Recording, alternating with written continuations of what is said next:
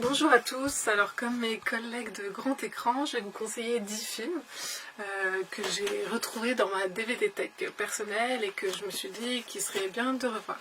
À chaque fois, je vais essayer de vous parler d'un plan de chacun de ces films pour vous donner envie de voir ou de revoir le film en question. Le premier film, c'est All Is Lost de J.C. Chandor avec Robert Redford, qu'on suit tout le film seul sur son bateau ou après sur son canot de sauvetage. C'est l'enjeu du film, faire se confronter ce personnage face à lui-même, face à un environnement qui va le dépasser et être dangereux pour lui.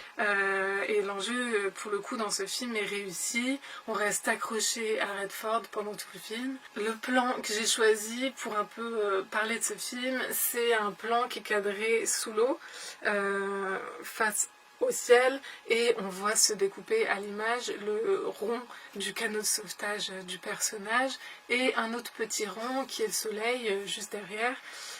Donc un plan assez abstrait. Ce film-là montre un petit rond dans l'immensité du cadre et de l'eau, et donc c'est bien représentatif de ce que fait de ce qu'essaye de faire le personnage, d'exister. Un autre film qui va utiliser ces motifs, tout en étant assez différent, c'est La Tortue Rouge de Michael Dudok de Witt. Film d'animation, alors pareil, c'est un personnage, son bateau coule et il se retrouve sur une île déserte. C'est de nouveau un individu face à lui-même, plus qu'un film d'île déserte, c'est un film sur le temps, sur la vie, sur un chemin en fait qui est occupé, investi par un personnage. Pour mon plan d'illustration, je choisirais un fondu entre deux plans. Le premier plan, c'est le personnage allongé sur le sable, voilà, qui s'endort, fondu sur le plan suivant qui est un plan d'ensemble sur l'île, donc l'île qui a une forme assez particulière vue de profil et qui ressemble et qui se fond parfaitement dans cette silhouette d'homme couché. Un autre film d'un tout à fait autre genre, c'est It Follows de David Robert Mitchell, un film dit d'épouvante, s'il faut lui mettre une étiquette. L'histoire d'adolescents qui luttent contre une chose invisible aux yeux de tous. Bien sûr, ça prend les contours du film d'horreur, c'est très inquiétant, c'est un beau film, très visuel. Il investit des lieux communs par cette peur, dans notamment la profondeur de champ, mais là avec une certaine grâce et une certaine poésie. Je pense à un panneau qui se trouve dans la cour du lycée. Là, le personnage principal et ses amis sont assis sur la pelouse et la caméra tourne autour d'eux, et pendant ce cercle à l'image nous apparaît, si on regarde bien et de plus en plus nettement, une silhouette au fond de la cour qui arrive vers eux. Donc vraiment une menace et quelque chose qui est là et qui va arriver. Le prochain film n'a rien à voir, mais n'a pas beaucoup été vu, je crois. Il est réalisé par Jean-Marc Vallée, qui a fait Crazy ou Dallas Buyers Club, des films un peu plus connus, mais celui-là il s'appelle Café de Flore. Pour vous brosser un peu l'histoire, c'est des personnages à deux époques différentes, donc deux vies différentes. On les suit de manière alternée. Le lien va se faire au fur et à mesure. C'est un film physique, centré sur le corps, c'est un film passionnel, d'amour, avec tout ce que la vie peut avoir comme fantôme. Le prochain film, c'est un film assez culte, Dans la peau de John Malkovich, sorti en 1999, réalisé par Spike Jonze. L'histoire, en fait, voilà, le personnage, John Cusack, il va trouver une porte qui accède à un tunnel et qui accède à l'intérieur de Monsieur John Malkovich, avec des situations assez loufoques, mais rien que le pitch est assez fou. La scène que je choisis pour illustrer ce film serait celle où Malkovich va à l'intérieur de lui-même, quoi. Et Malkovich devient un langage, c'est quand même fabuleux. Autre film qui n'a rien à voir que je vous conseille, il est derrière moi, c'est Moonlight de Barry Jenkins, sorti en 2017. C'est 3 parties de vie d'un même homme. À l'image, on ne retient que ce personnage principal, Shawan, lové dans des mouvements de caméra absolument sublimes. Chaque scène, en fait, a un sens dans ce film pour le propos pour ce dont il sert et surtout ce qu'il veut clamer, c'est-à-dire la force de l'individu, la force d'existence, de vie, de passion. Le plan que j'ai choisi, Juan, qui va devenir un peu le père de substitution de Chiron, le trouve dans la cabane dans laquelle s'est réfugié le petit garçon et il décroche la planche, une planche qui ferme la cabane et fait naître la lumière sur le petit garçon et après il ouvre la porte et voilà, et c'est le point de départ pour le personnage au début de son chemin de vie par un ange gardien qui est ce nouveau père inespéré.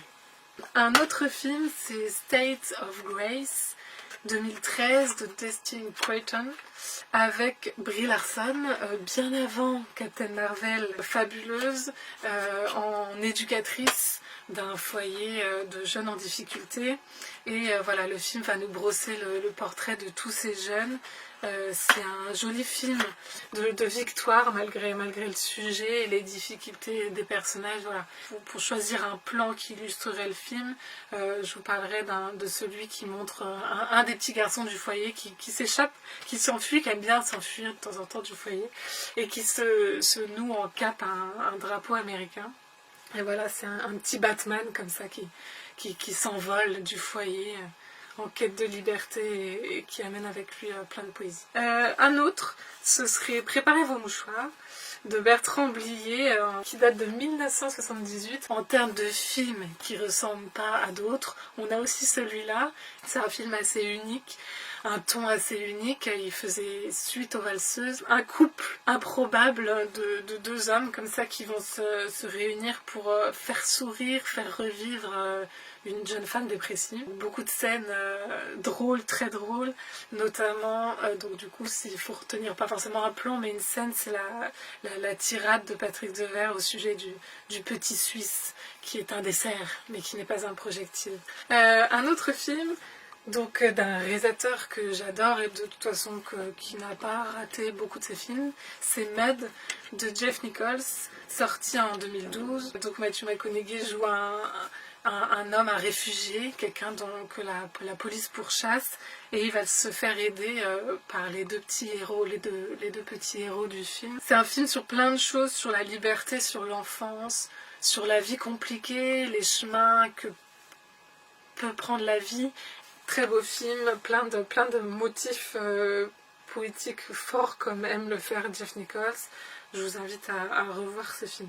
Et mon dernier, enfin, pour terminer sur les films à revoir, parce que celui-là, vous l'avez forcément vu 20 fois quand il est sorti au cinéma. C'est Titanic de James Cameron, un maître du divertissement. Il a toujours su se réinventer pour nous divertir, nous spectateurs. Titanic, c'est un film plus intelligent que ce qu'on pourrait le penser sur le papier.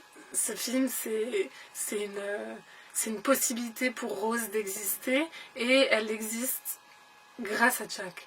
Et c'est un personnage qui en élève un autre. Et je trouve belle aussi cette idée de se dire que tiens, peut-être qu'il y a un des deux personnages qui finalement n'existe pas vraiment, ou peut-être que les deux ne font qu'un personnage, et c'est pour ça que l'intensité du film est là et se retrouve toujours et se fait toujours ressentir. Si je devais choisir un plan du film pour illustrer ce que je viens de vous dire, ce serait peut-être le plan où Rose est à la proue du bateau et qu'elle veut sauter. Et Jack arrive dans la profondeur de champ. Au début, il est flou, voilà, à la droite de Rose. Il arrive, il est là, comme peut-être surgi aussi de sa conscience. Et voilà, il devient net. Réfléchissez à tout ça, voyez des beaux films, j'espère que j'ai pas été trop longue. Profitez du temps que vous avez pour revoir des films. Voilà, merci à tous et à bientôt sur RCN.